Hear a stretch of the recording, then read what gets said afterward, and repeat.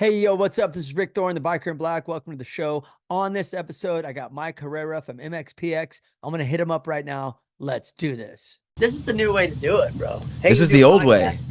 You got to record it and send that shit to me. That's the new. Wait, what am I looking? I'm looking at you here, right? You got to record that, send it to me, edit it. I now work for you.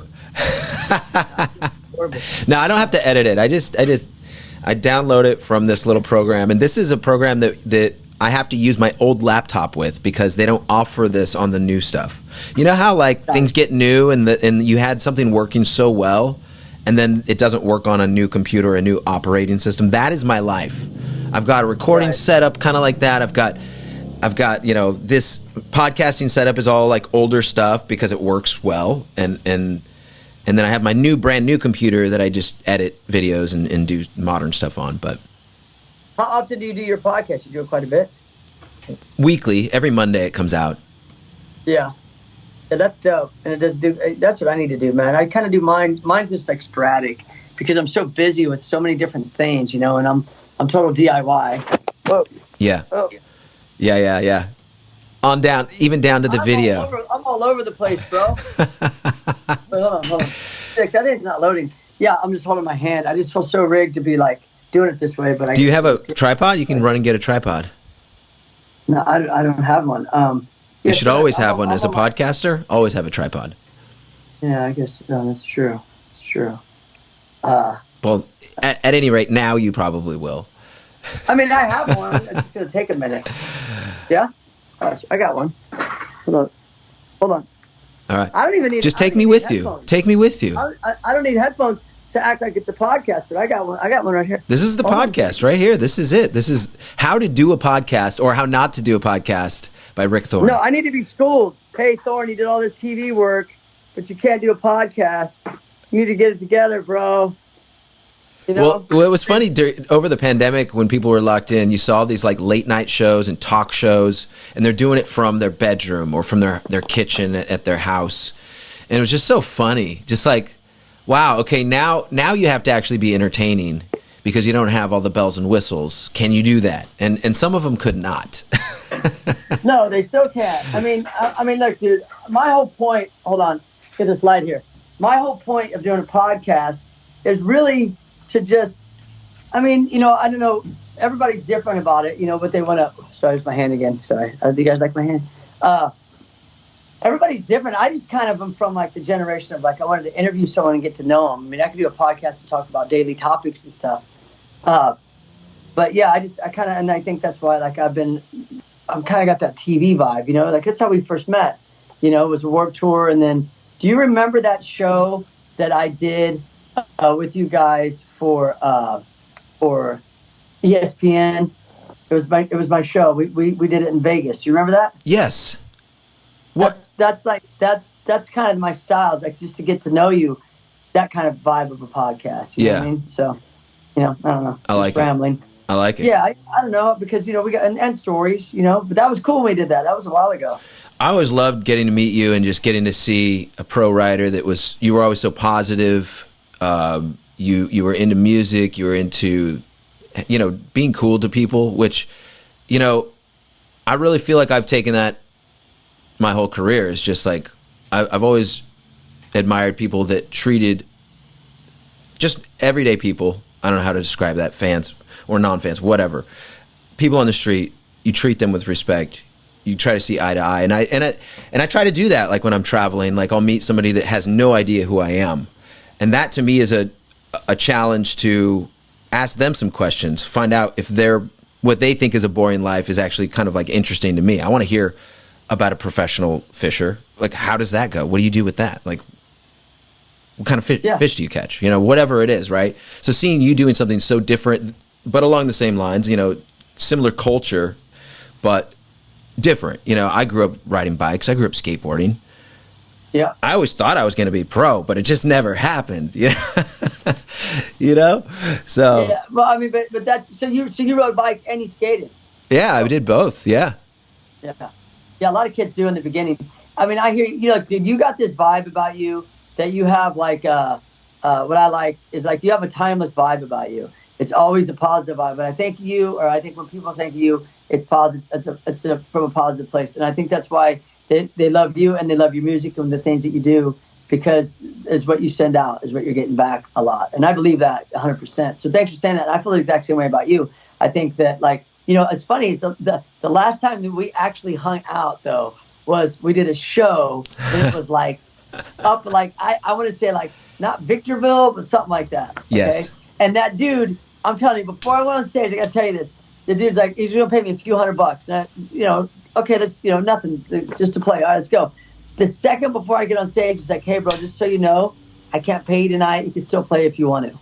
I was like, bro, what the? And I remember you telling me, like, bro, don't be mad. It's the music industry. It's messed up. You told me something along those lines. And I was on stage going, fuck this guy. This is bullshit. They had the security guards came on stage. I was mad because, I was getting punked. And I was like, oh, and you kind of like told me, like, oh, chill out. Like, I think he didn't pay you your full amount either. I didn't get paid either. Yeah, you know what? I in those were dark years, definitely. I was doing a lot of solo shows. I was saying yes to a lot. I was scrambling around, and honestly, yeah, I think I learned that it's easy to say yes, and sometimes you get burned for it. And that's what that was, is like being too easygoing. But we can't yell then. We kind of like, I don't know. It's like, for me, I was like, it's my fault for saying yes to the show. Like, I was just like, I was mad, but I was also like, I should have known, I should have known, and there's been times with MXPX, like, also kind of dark years, when record sales started going down for everybody. CD sales were gone. Napster was the thing. A lot of bands were failing hard, right? And so we had to scramble just the same as anybody, doing weird things. And we went to Mexico, and we went to South America, and we worked with people we hadn't worked with before. It was new people that tell you this, tell you that, tell you everything you want to hear. And without going too crazy into the details, I got a wire transfer that was fake. And so we're doing the whole I get the wire transfer at the beginning of the tour. Cool. All right. It's going to take, I don't know. The tour was only a week long or something. It was like a weekend to the next weekend. So we're doing Mexico. We're doing 3 cities in Mexico. We're doing 3 or 4 cities in South America. And that's including Colombia. And so actually now that I think about it, it's probably longer than 2 weeks. But the whole time we think we're on this tour, we think we're paid, we're good. And these guys are being the coolest to us, treating it, like, hey, let's get you some food here, piles of anything you want, all the drugs you want, whatever you want, right? Like, that's the attitude, right? Like, tacos, here we go. And like, we got you, bro. We got you. Little do we know, we get home, where's the money? What? And these guys just lied to our face. They were the nicest people, and that taught me a huge lesson. That was around those years. It was right in there, and I probably was just like beaten down, and that's why I was like, Rick, don't be mad. Oh no, you were the right way, and that's a gnarly story. We've had that happen a couple times with action sports, or we go to do a gig overseas or something. Someone tries to punk you. Yeah. I remember we all locked this guy in his room one time. I was like, we're not leaving until we get our money. Right. Yeah, and then you got to the point where you're like, I don't want half up front, or like this, that, or the other, and things started to change. But yeah, I mean, I look, I'm same with me. I was, you could be, you said something earlier I want to comment on, is like, yeah, you say yes to things is easy because you want to work, you want to be out there, you want to be doing things, but you got to be cautious too. And I think that's like that with BMX. That's definitely like that with comedy. With a lot of things, is that you're right. Like, it's our fault that we'd agreed to do that, but we wanted to play. Yeah. It's like, wasn't anybody else calling. And those were weird years for me too. I just got divorced, trying to, hustle music and 2 kids. And that was my outlet. So yeah, but thanks for that advice. Sometimes it's better to stay calm, but it's easy to be like, that dude was lame though. Yeah. Who says that? Have you ever had that before? Hey, thanks for coming out. You guys are awesome. I just want to know, I can't afford to pay you. If you want to play, it's still cool. Like, what? I mean, dude. Yeah. Come on, bro. Like, characters, man. Anyways. It's not the first time. It won't be the last. Crazy, somebody tries bro. it. So, and those were the solo years for you. So that was a hard, challenging time for you then. Yeah, I mean, it was great actually. I was doing Tumble Down on those years, which was my side project band, more of like a punk country kind of vibe, like folk vibe. But now that MXPX is back, full roar has been back for a while now. It's hard. It's funny. It's fun to like think of those times because it's almost like having like a second coming of a beginning of a career. Like because we started out in the early '90s. And then we got Warped Tour in the late '90s, and that really propelled us into playing for big crowds. And so with MXPX, we were always doing great. But like I said, the whole economy crashed around 2007, 2008 with the internet, .coms all crashing. And then the music business was not good. We didn't have streaming like we have it now. We didn't have, my checks were worth nothing. MXPX songs and all that, I was like, I don't know if I'm going to ever make money on music again, except for like going out and playing it. Funny I say that then, because now it's like crazy, how much you get paid from streaming and from royalties on that kind of stuff. When you own your own music and when you can continually work that music, it really does keep you propelled. It keeps the lights on. Between that and having multiple streams of revenue coming in with band stuff, not just from live stuff, but also from digital sales, online, merch sales, and of course live a little bit. Live's almost like the last place we ever make money nowadays because things have changed so much, juxtaposed to how they were when we were talking about in the late 2000s, 2007, 2008. In there, it really didn't start getting good until like 2014, 2013. MXPX, to be honest, we're late to streaming. We didn't even start submitting our stuff to streaming until our 2018 self-titled album. So we did that, and we're like, wow, this is actually really good. Like, let's push streaming, and and we've been doing these live streams as well over the pandemic, and continue to do them a little bit here and there, and it's been amazing. So like, technology has really saved musicians, I think, that are willing to try something new. And I feel like that saved MXPX, because if MXPX had, if streaming had not come along, I wouldn't be able to afford to live, and I'd have to get a job at Taco Bell or whatever, whatever I'm qualified, which is Taco Bell, I think I'm qualified for. But you might, I don't know, KFC's good too. Sometimes we get the double store where KFC and Taco Bell's together. That's the best of both worlds. Actually, we had one that was KFC, Taco Bell, and Pizza Hut. Yep. And we called it Kentucky Hut. Well, what's up with Kentucky Hut? Yes. You can work there, bro. I could work there. No, I get it, bro. It's not easy, and people think that it is. But yeah, keep going. Tell me about this, because some people would disagree, musicians, because I've heard the old schoolers be like, oh, streaming, and it's a ripoff, and you're not going to Spotify and all these things. Like, they're totally against it. And it's like, I think they're just from a different time. School. Yeah. Yeah, think of it this way. Think of it, somebody that will never be able to see you live, would never be able to come to a show and buy your record. They can listen to your record across the world, and that is what streaming is great for. People that can't afford to mail order your record all the way across the world. Maybe they don't even have a player, but they have a phone. So everybody's got a phone. And if you can reach people through the phone, that is what now is all about. It doesn't matter if you're a musician, a comedian, it doesn't matter. It doesn't matter if you're even in entertainment. You could just be a person that has a car washing business. You reach people through your phone. Yeah. That's it. That's just, that is the game right now, unfortunately. And you don't have, doesn't mean you have to play all this, the cliche phone games. It just, you have to realize that this phone is where you're going to find people. So communicate somehow with them through that. And we do this podcast, but then it's going to end up on the phone, and they're going to listen to the podcast on the phone. Most people. Yeah, well, I mean, it's funny you say that, because speaking of like comedy, especially, that's another thing, is maybe the old schoolers would be like, you got to earn your wings in this club, work your way up, and this and that. And it's like, well, there's a thing called the internet, and comedians are popping up all over the place because they're building fan bases, not grinding just in the clubs. And even though you have to be in the clubs and doing your set and working on new material, it's like you could still create a fan base. And I tested that out, actually, and I was like, wow, if you do like something funny online, you know what I mean? Mm-hmm. It's going to get a lot more views, and people are going to get involved and say, oh, this guy's into comedy. And you know what I mean? It's like, it's not just the people in the club seeing it. So I agree with you. I always thought the internet was a tool that was like, the phones and stuff away to like, like a sponsor, let's say. If you want to get sponsored, DM someone. Your Instagram is your resume, right? If you treat your Instagram like that. Absolutely. Way different than how I grew up. I was like, way different, So if you utilize it right, which it sounds like you're doing, you could excel further and keep going. And that's the whole point of like, being an artist. It's not always 100% easy. Yeah.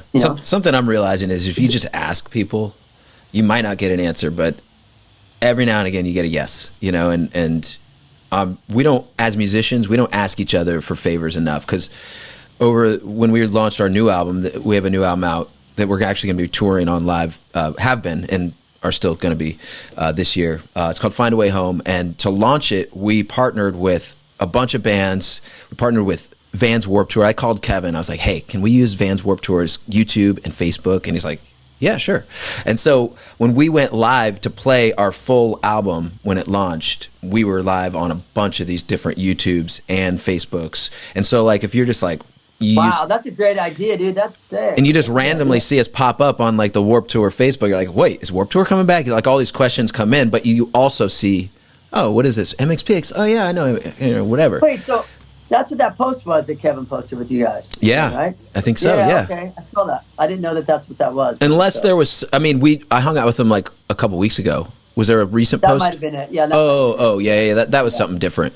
MXPX was playing the Palladium, which.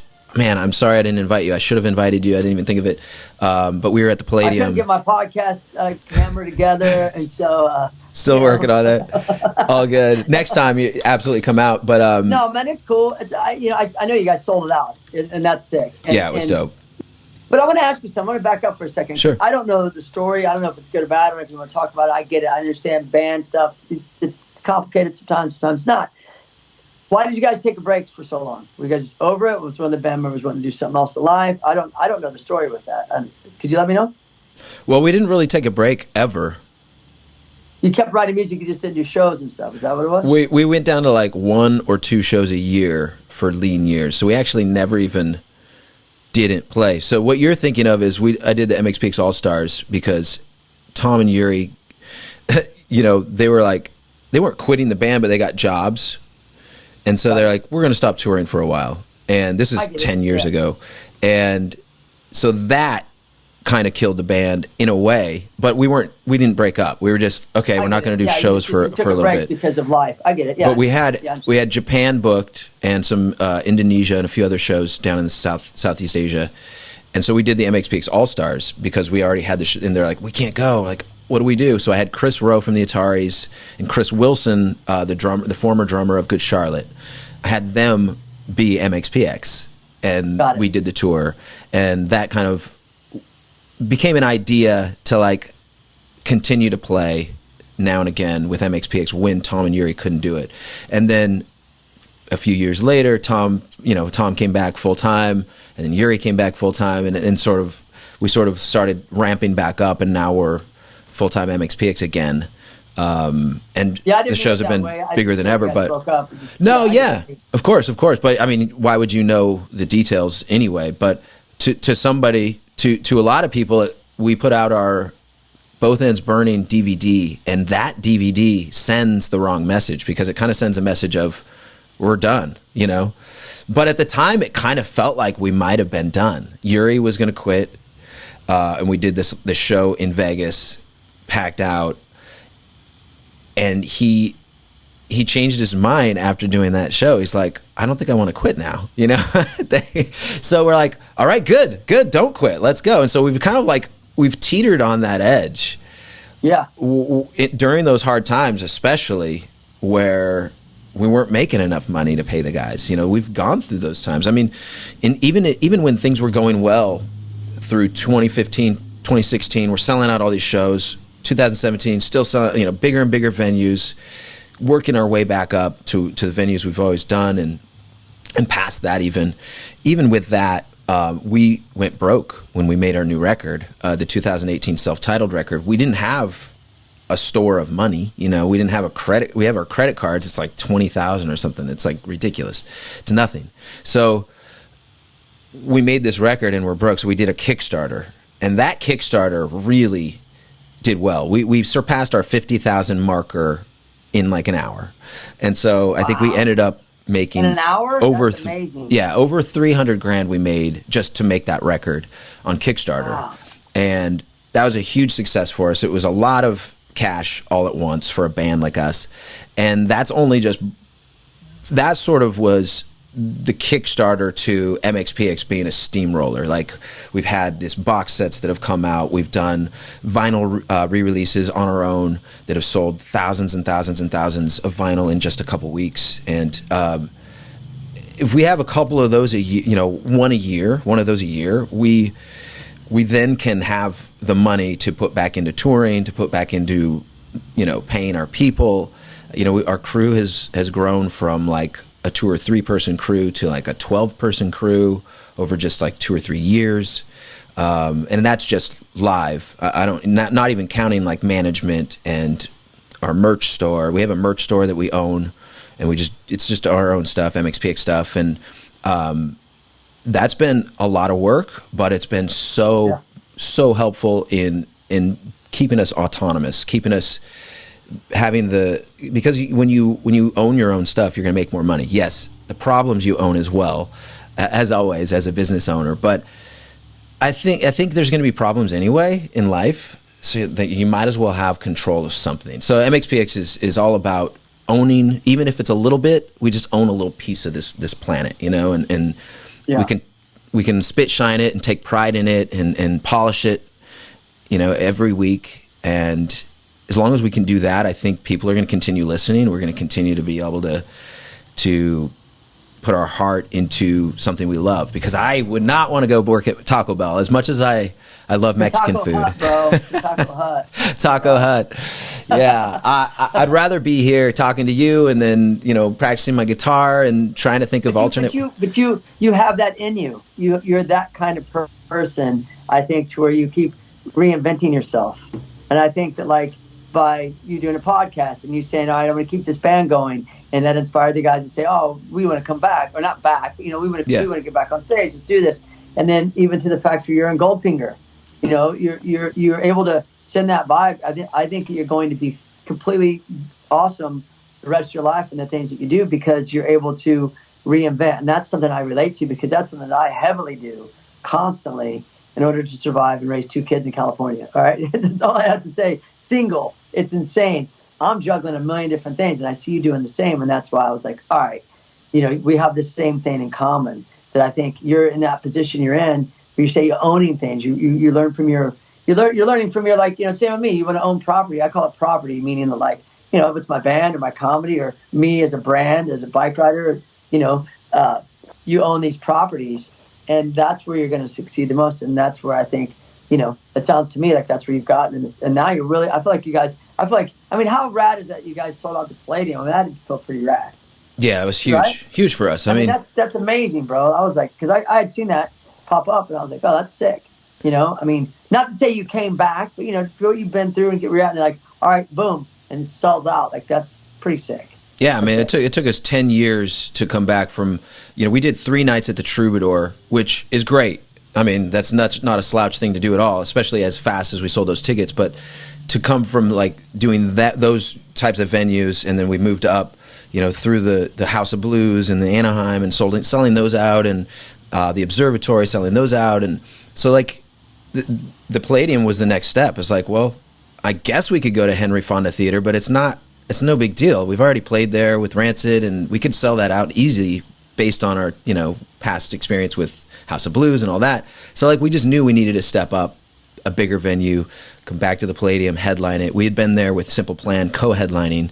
We had been there with Relient K co-headlining. And so to headline ourselves completely was what we needed to do, I think. Kind of like, it's next steps for us, next level. But I think after this, the Forum? Yeah, let's go. Let's do it. Yeah, let's put a ramp in there. I don't doubt it at all, man. I think you guys have built, like, such a solid fan base, and keep building your fan base. I think, go, dude, go all the way. Go to Madison Square Garden, do all that, dude. That'd be amazing. That's a dream. Comedians right now are killing the game too, bro. They are. Like, oh my gosh. As long as I've been alive, like, I think Netflix really catapulted, like, people's interest in comedy and people wanting to do comedy. But it blows me away when I see these comedians, like, they're selling out, like, and it's awesome. They deserve it. It's like, they're the new rock stars. But yeah, I say, do it, bro. Do it all. I mean, go as big as you can and keep going. I mean, you're too old to go back now, bro. What are you gonna do? Kentucky Hut? That ain't gonna happen. I know. Hey, how's the new record doing, by the way? Pretty good, or what? The new record's great. Great response. We're gonna be playing New York City I don't. When's this coming out? Do you know? I don't know. Well, I'm gonna put this up like right away. Oh, well, February 9th coming up. New York City, Webster Hall, MXPX and the Ataris, and then it's sold out the next night in Philly. But there's still tickets available for New York. But not many. I heard it's like 100 tickets or less. So by the time this comes out, you're going to be squeaking to get there. But I would love to see anybody out there that's listening to this podcast come say what's up. But yeah, MXPX, we got a bunch of shows coming up. We have Atlanta and Orlando, March 15th and 16th. Still tickets available on MXPX.com. MXPX and the Ataris for those. We love the Ataris. They complement MXPX in a great way. I've always been a friend with Chris Rowe, and so anytime we can kind of do some shows with them is fun.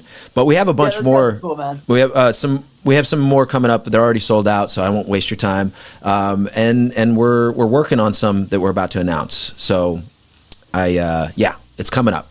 It's coming up. And then it's been your good. podcast, talk about your podcast once a week, you said? Yeah, every Monday I put out a podcast called the Mike Herrera Podcast. It's me. I have guests on. You've been on the podcast. Yep. We just talk like we're talking now. Sometimes it's a little more pointed on, like, I want to talk about songwriting. I love to talk about that kind of stuff. Get real geeky. Get real deep into songwriting and the process of being a creative. Music business. I get into that a lot on the podcast, and I take voicemails.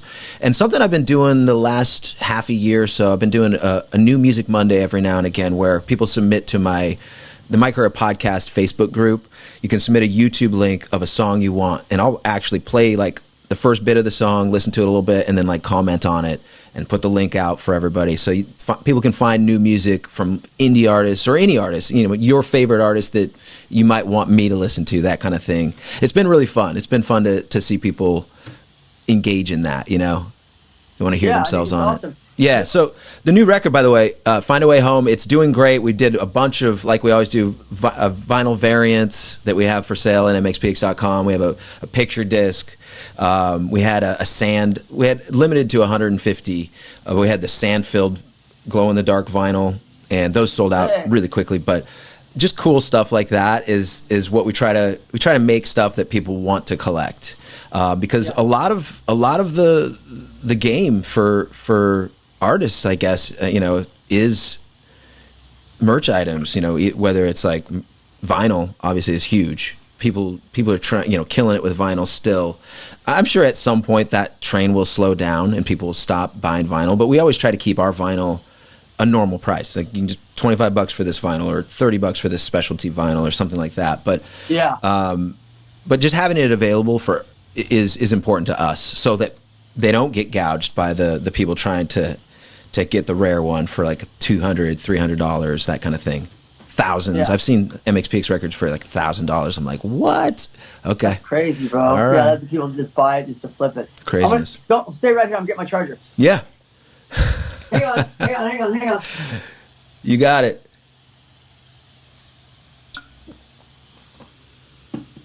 Yeah, you didn't expect to be on your phone the whole time. I'm coming. Right here. So yeah, the new record, MXPX, Find a Way Home. It's available anywhere you stream your music. We'd love for you to add it to your MySpace or something. Yeah, MySpace, everywhere. Hey, you know that dude? You know that dude at MySpace, Tom? Yeah, Tom. He's like, you still okay? You still there? Yeah, I'm here. Okay, good. Yeah, Tom. That's his name, right? Tom from MySpace. He he's bumming. Hold on a second. He's bumming, bro. Because they like all that money. Sorry, I was checking my battery life. That's when my hand was all crazy. Because I was like, I gotta put you on the charger. Because I was so advanced that I wanted you to record this on Skype, but I didn't have my phone charged. So I'm a bike rider, bro. I'm trying to be a podcaster. I'm trying to do this podcast. All good. That same with Tom, I'm sure, at this point. But so why is Tom bummed? All the money, or? So at the time they were like, oh, he made $30 million, dude. He's killing it. And now he's probably looking at like Zuckerberg, like, what? Yeah, that's true. Well, if he did You know what I mean? something, I mean, hopefully he invested some of that money, and You know what's he's crazy? I saw this thing. This is totally off the subject about you and your music and stuff, and I'm going to get back to it. I just want to say this real quick. Jeff Bezos' ex-wife cashed in a fourth of her stock, and she got $10 billion. What's going on? 10 billion. So, billion. Billion, yeah, B. Billion. She cashed in only a quarter of her stock. That's insane. She's got some cash. She's got some spending money now. Does that She's affect single. the stock in a negative way? Probably. Is it like? I don't know, but she's single. You know what I'm saying? No, I'm kidding. Well, work your magic, No, I'm Rick. just saying, isn't that a trip though to think like, wow, what a trip? Like, because we're talking about social. I saw this thing on social media today. A guy's getting $100,000 a month. He's saying because he's asking celebrities what kind of they do for a living and driving their cars on TikTok. No, weird. This can't be. I mean, I find it hard to believe weird. most of those stories, but it could be true for some. It's just a very, very narrow gap of people that are going to make so much money of doing nothing. But life isn't just about money as much as that. It's just like it's about, I don't know. It's a weird thing with me. How do you feel about that? Like you got to have money to survive, but But if you do it doing something you love, then you're really winning after life. You know? Yeah. Absolutely. I mean, like, would you rather have 100 million, but you can't ever? You have to be alone for the rest of your life, no sex, or would you rather have 1 million and you have to be alone for a year, but then you're fine, no sex for a year? I don't know. I take the big one and just go for it.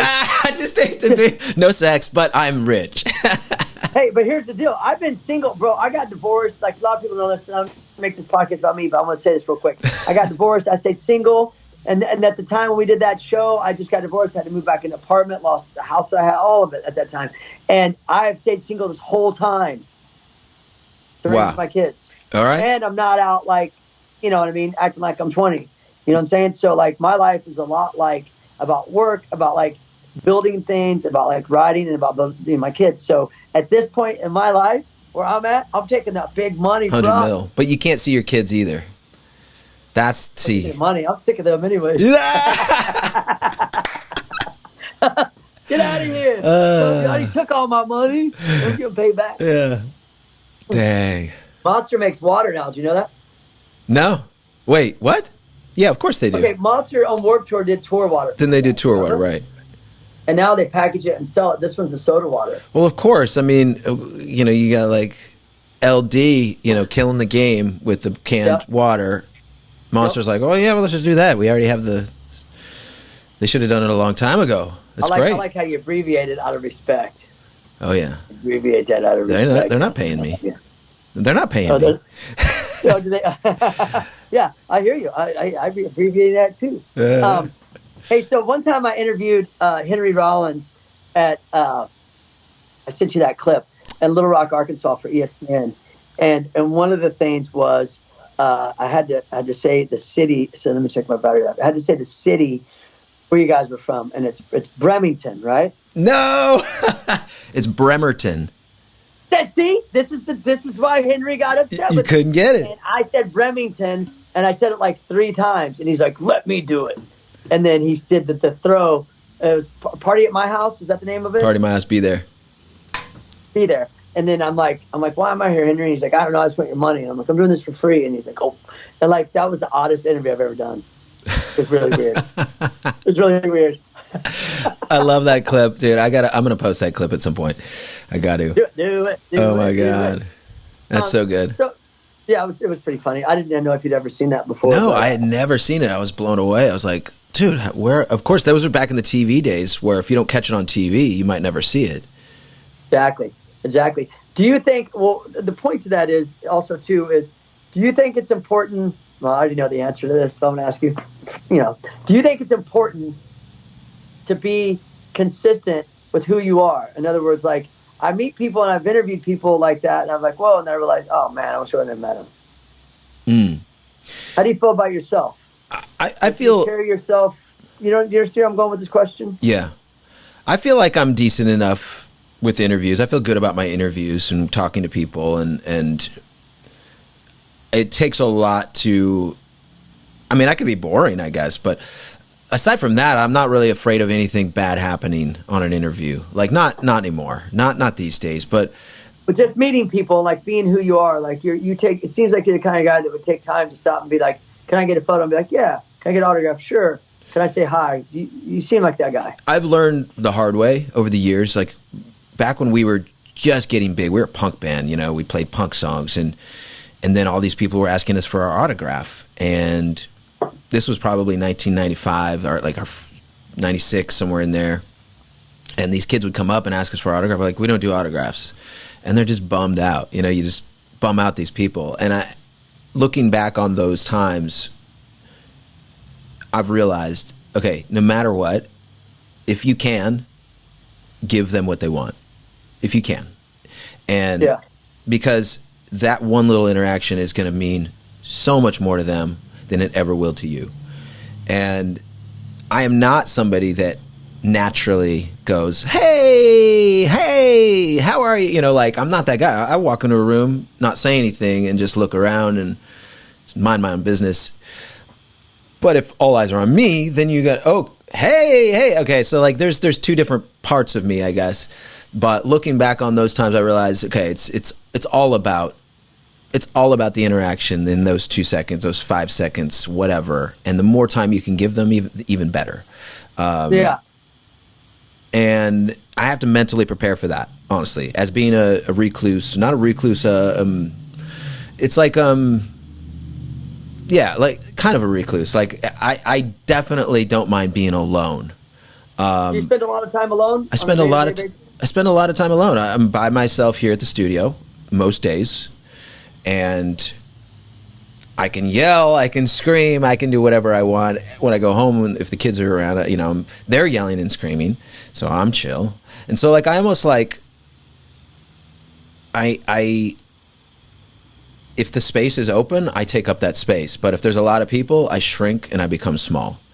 Unless, of course, it's my show. Then I'm not going to do that. But, you know, it's like a whole different ball game when it comes to like an entertainment aspect. But I'm just talking about on a personal level as a person. I'm not the type of person that's like Robin Williams was, where every interview he was just taking over the interview and he was being crazy and he was doing his thing. Like, that's just not me. Like, I can have fun and I have fun with you. But you spend a lot of time with yourself. A lot of time. I mean, you're also a parent, so you want to spend time with your kids. Yep. I believe that, you know, because I noticed that in a lot of things, like from bike riding and like in music in a sense, and especially in comedy, there's like a lot of scenes and cliques and this and that. And for me, it's like I've always tried to be cool with everybody and not really like be kind of not like a chameleon, not like that. A social butterfly, I don't know if that's the word, but just cool with everybody. And like in the sense of like, I don't want to be part of a clique. And I'm going to ask you this question because I feel like it takes away from my creativity. You know, like sometimes I ride alone a lot because then I'm able to like, I get creative with my angles, with what I want to film and what I want to shoot. But I love being around people too, but I don't have any problem at all being alone. How do you feel about that? How do you feel about cliques? Do you think, do you feel the same way? Do you think? I've always been a loner a lot. You know, I have a couple really close friends and I have close friends around the world and country, but yeah, I'm the same. Like, I really love people and I love being around people that I'm comfortable around. And even now and again, I love being in a big crowd at a football game or at a show and just having fun. But it does drain me. You know, it'll take my energy a little bit. So that's why I regain my energy being alone. I can just relax. There's like I don't know. You can completely be yourself when you're alone, right? And I think because I've been in a band and been a front man for so long, the two really help each other out. Like, one gives me energy. The other gives me energy too. Like, I get energy from entertaining a crowd. Of course I get energy from that, but of course it drains your battery too. Like, if you're doing that every night, I need time alone. I need time I would go, you know, when we do the longer tours, we'd have a bunk, you know, each of us have our bunks on the bus, and that was the best place ever. Just go in there, write in my journal, listen to music. The coffin, bro. Yeah, the coffin. Sleep. So much sleep. So so much of when I'm playing live, so much of my energy is focused on that show, on that hour and a half, performance, and all my thoughts and my focus, my energy, it's moving towards something. So I'll do certain things during the day, always because I have an idea of what my body needs to feel like later on in the evening. Because normally, like, I could be like just working out all day. Sorry, I just threw my phone on the floor. That. I don't know what it is, but like mentally, it's a mental thing. I don't want to be doing too much mental work before I go on stage. Got it. Because mentally is what it's all about. Like physically, I can get through it. Like it's about putting in the work beforehand. Have you worked out? Have you done your cardio? Whatever. Are you in shape? Right? Yeah, I think usually I am pretty good. So, but mentally, if I'm not prepared, I could have a bad show because of that. I could not be connected with the audience. Not really, my thoughts not there. So like for me, it's all about focusing my energies, focusing my mental energy on what I'm going to be doing. Boom, boom, boom, boom. And of course, throughout the day, you do other things. But yeah, for me, it's all about. It's weird. It's weird that it is because I feel like I waste a lot of time that day. I don't get as much work done, right? But for me, the work is being focused. Like it's not easy for me to be singular in mind. That's definitely my personality is to have a lot of, I wouldn't say ADHD, but that's an easy way to describe it. I don't take any kind of medication for it, or do I? I don't know. And so it's probably in the food supply, people. But you just have ideas, and then you're on your way to do something, and you have an idea, and you're like, I got to do that, and you get pulled in that way, and that is me in a nutshell. Like I do that all day, every day. I'll be walking around this studio. I'm going to do this, I'm going to do this, and I'll do 5 things before I get to what I'm doing. Some of that is procrastination, right? Like we all procrastinate when we know we need to do something and we don't want to do it because it's hard work. So we'll do all these other little tasks. Oh, well, I got to do this anyway. So that's what I do. So for me, also, yeah. I get it. Yeah. So and creatively, obviously, I mean, for me, I mean, it's just, I would think that you being by yourself creatively, that's what I was saying. Like when you're in a clique or a scene, the clique becomes your way of thinking. And as a for me at least, like I have to be part of that. I like to be part of what people do and friendship circles and stuff. But ultimately, I get the biggest kick out of like being creative on my own, and like that's where my mind's clear. I'm not having to feel like I got to fit into anything. I think that's kind of. Do you feel that way by being alone? Do you find your best writing and stuff? Obviously, probably when you're alone, or is it just kind of? It's all. Every song is different. Usually, I'm alone when I'm writing, and a lot of times I'll be reviewing I'll have an idea and I'll record it on my voice memos, and I'll have like a bunch of ideas or a bunch of the same kind of idea but reiterated different ways. And I'll just run through those ideas either in the car driving from the studio back to home or home to the studio, or on my runs. When I'm really in a songwriting mood, I won't listen to podcasts when I'm running, because a lot of times I'll listen to like podcasting. I'll put on my song ideas. So I'm just running and just hearing these song ideas, and I'll have new ideas to go along with that, or I'll be like, I don't like that. Just make decisions while you're doing something kind of physical or whatever. Like that to me is a great process. And I don't know if other people do something similar, probably. I do. I go riding. Yeah. I've been doing this ride through Hollywood. It's a 10-mile ride for the last 20-something years. I've written so much comedy, trick ideas, things I'm going to do in life, music, lyrics. I'm out amongst all this chaos, dodging all these cars and shit, but my mind's like listening to, if it's a new, we're writing a song and I'm listening to it, and you're trying to figure something out, you get an idea for something, and that's where I feel like I'm my most creative. So yeah, I agree. I totally understand where you're coming with that. Yeah. It just triggers. I don't know what it is. It just triggers something, my creative process. So it sounds like it's the same with you with running. It's like why people get ideas in the shower, because they're alone in the shower. Well, alone on a bike ride, alone on a run, whatever. You're alone. Alone is the thing, I think. I mean, when I have ideas when other people are around, I feel like they're part of the idea. That's why people, when they're in a room, when a song gets written, most of the time, it's an understanding that all those people are part of the songwriting crew. Yep. Like even if they haven't put one word or melody in, they're just there, but you're like affecting the vibe in a way. yeah, I helped write that song. Yeah, I was there. You know.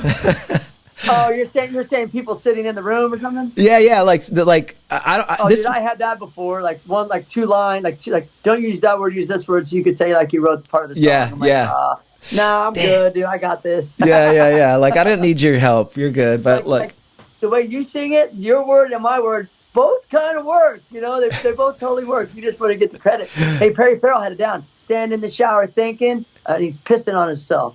Yeah. That's the song, right? Yeah. Yeah. I love it. I love that song. Hey, how did you get into Goldfinger? I mean, obviously, circle of friends, musicians, Feldy. How long have you been jamming with those guys? Had to audition, man. No, I'm kidding. No. I don't know. Some bands are like that, bro. You know what I mean? I don't know. Some bands are. He needed somebody. They were going to Australia, and Kelly was. I think he was playing with Buck Cherry, which he still plays with Buck Cherry, their bass player Kelly. And so he couldn't do it. And to be honest, there's more to the story. There was some, as known to happen, there's some band strife happening at the time as well. Yeah, I mean, that happens a lot. So Feldy calls me up and he's like, dude, what's up? It's been a while. I'm like, yeah, it's random. Okay. Hey, what's up, dude? This is 2013, I think, if I had to guess. And he's like, hey, when you want to come to Australia? I'm like, I guess I'm not doing too much. I mean, MXPX was really not doing too much because we were doing like our 1 or 2 shows a year, and just like 2014 was when we started really ramping up our touring and our activity with MXPX. So it kind of worked out perfectly that I said yes, I'll go to Australia. Played bass for Goldfinger, and then after that, just anytime we had a show, he would call me, and I would do the show. And so since 2013, I've been the bass player of Goldfinger. And it's been that long, really? Yeah, it has been over 10 years. And I haven't talked to you forever, but I didn't know it was that long. Crazy. Yeah, it's been a while. Cool. Well, because a lot of those shows were happening kind of like overseas. We went to the UK a bunch. We went to Australia, like I was saying. And people here in the US didn't even know I was in the band because they didn't see anything happening with Goldfinger. Goldfinger's really only gotten big in the last last 5 years, I would say. Over the pandemic, they got pretty big. Just like MXPX grew over the pandemic, so did Goldfinger. And awesome. I would say a lot of bands did in a weird way. But since then, it's been much bigger. Like MXPX, actually, now I was talking about shows, other places we played. MXPX headlined Novo in downtown LA, and Goldfinger opened for us. I opened for myself, I guess. And it was crazy. It was the first time we'd done that. You know, it was Mest, and I think it was the Ataris and Mest and Goldfinger and MXPX. Pretty crazy show. And that's a good one. I played bass, and then literally a half hour later, I'm on stage doing MXPX, and it worked. I wasn't too tired. I was a little more tired, and I did it again back to back in Vegas for the When We Were Young Fest this last year in 2023. MXPX played, and so did Goldfinger, and so I had to do 2 shows one day. It was wild. That was a little harder. It was hot. You're like, stick around, this next band is bad to the bone, and then you come out. Yeah. It's my other band I'm in. Yeah, it was wild. I mean, it was hot. I thought it was hot when we played with Goldfinger, and then it was even worse at like 5:15 when MXPX went on. It was just like we were getting the sun right in our eyes. Vegas. Yeah, that's cool though. You got to double dip, dude. Double dip. Different bands. I mean, come on, bro. That's sick. Yeah. You know? Yeah. So it's fun. It's fun to play with Goldfinger, and now and again, our schedules don't line up. Like MXPX has a show and Goldfinger does, so that I won't play bass. And that'll happen this year for sure. I'm sure. Also, and you guys did that thing with Tony Hawk, right? Did you guys play with him? Didn't he come out on stage with you guys or something not too long ago? Oh, yeah. Yeah, Tony came out. When was that? That was for the first day of When We Were Young Fest in Vegas. Tony Hawk came out and sang Goldfinger. Sang Superman by Goldfinger. And that was fun. He did it one time before at the Anaheim House of Blues. That's it, yeah. When Goldfinger was headlining that, yeah. That was so much fun. Dude, Tony is a cool guy. I would say... I've met him before. It was so long ago. It was Warped Tour forever ago in France. But I hadn't seen him in person since then. So as far as I'm concerned, this is Tony Hawk. He's legendary. I know he's a normal dude. All people I know are like good friends with him, but still, it's just like, I was a nerd. I was like, dude, nice to meet you. Classic. He's got a good voice too, man. You know? Yeah, he's okay. He's all right. Yeah, he's heard like worse. It's cool that he's doing it. He's better than Yoko Ono. I'm gonna put that out there. I mean, Yoko's pretty banging, bro. Maybe you heard something different than I heard. No. Yoko, no. That's funny. Yeah, that's cool though, man. It's such a Tony's a great guy. You know, they're doing their thing. He's doing his thing. He's singing more and more. And I just thought that was cool to see. I was like, oh, it's all the homies. I really wanted to go to that when we were Young Fest. They just didn't have any bike riders out there, and I was just like, I remember I DM'd him and I was like, yo, bro, like, you're trying to bring back this vibe. Where's the bike riders at, man? More like, where am I at? Give me out. So hopefully hope they bring the ramp out again this year. I'd love to, are you going to be there this year again? Or I don't think we're going to be there this year. I think this year is like all album sets. I see. Which is whatever, but it's just, So wait, so bands are playing their whole album? I think, yeah, they're going to play like whatever their biggest album was. So then that limits the amount of bands for sure. See, you know what's funny is like, so you have like 3 bands. I mean, if it's Pink Floyd, there's only 1 band. Then they'll play for 5 hours. Yeah. Yeah, I don't know. They definitely didn't sell as fast this year for 2024 as they did the last year. I think something happened. Something got messed up somehow. Actually, I do know what. I can't say what happened publicly. I'll tell you later. But yeah, a lot of those big festivals, man. There's a lot of components and a lot of people that could go. Things could go wrong. People be upset. I get it. I mean, that but on first the festivals is not an easy task. I don't know. Yeah, that first year one of the shows got shut down due to wind, and so they had to okay, we have a workaround for that if that happens again, and so on and so forth. But when it happens when you're not prepared, what do? You're screwed. So exactly, it's rough. Did you play Punk in the Park? You did recently with Goldfinger. Goldfinger, yes. Yeah, I played that too, bro. That was fun. That was great. Yeah, that was Warped Tour. It was. It was not a ton of people. I mean, I guess it was pretty full by the end of the night. It was hard to say. It's a decent amount, but they had the ramp. It's in a weird spot. I played and then I rode too. So hopefully we'll do some more of those. I mean, for sure, because hey. Hopefully they can find. I mean, I'd like the park when you're in it, but getting there is the worst, I think. And so, yeah, my advice would be find a different park because it's so hard to get there. You can't get an Uber in or out of there if you're because there's no cell signal. It's wild, but. The festival itself, yeah, I had a blast. Everybody was cool. The bands are awesome. It's a cool idea. Do you think that whole vibe is coming back? I mean, I don't want to say emo because to me, when I think of emo, and some people will be like, "What?" Even Ian McKay will be like, "What?" Ian McKay was emo to me. You know what I'm saying? Like, Embrace that record, like post-punk stuff. Yeah, I don't know if to say emo, but like, do you think that style, that sound of music's like coming back? It seems like it is because. It seems like with the We Were Young Festival, and I heard some other stuff's going to happen. Do you think that that's what's going on with that style of music? That it's going to be coming back hardcore, or is it just like a one-off, you think? No, I mean, I think it's been back. It's been coming back the last couple of years. For a while. Yeah, I think last couple of years with Blink-182 also, because you have that sort of, even though they're pop punk, they bridge a gap of emo with the younger generations, younger than us, meaning. But yeah, Fall Out Boy, even though they're pop, they still have the emo thing. And My Chemical Romance, I mean, these bands are huge. The fans are people that run major corporations now, which seems like the major corporations should be doing better, cooler stuff. But, well, that's for another. They did the old Savage that one well. Guess they have a lot of lame fans, too. Guaranteed, if MXPX fans were running the country, things would be much different, much better. Hey, dude, all I know is if I was running the country, bikes would be allowed in every freaking skate park, bro. Yeah. Dude, it'd be so nice. Skate or die, bro. Literally, skate or you're gonna die. Or you're gonna die. Awesome, dude. Right. Listen, man, it's been good talking to you. I'm so stoked. I'm sorry for the problems earlier with this, my amateur ass or podcasting. Never bring it up or mention it again. I'm learning from you, bro. I'm gonna always have a tripod handy. I'm gonna use this. It's gonna be sick, dude. It's gonna be sick. And I'd love to come back on your podcast again sometime. Can you plug like your podcast and all the stuff? People can go to get your merch, and drop anything you want right now. So my fans could come and they're probably already fans of yours anyways, but remind their ass. Thank you. I appreciate it. Well, MXPX is busy. We got shows coming up. You can find tickets and all that at mxpx.com. That's also where you find merch. We got new merch, hoodies, skateboards. We don't have any BMX bikes, but we got skateboards. A bunch of stuff like that. We're all DIY, mom and pop. My mom is actually the manager of our merch store.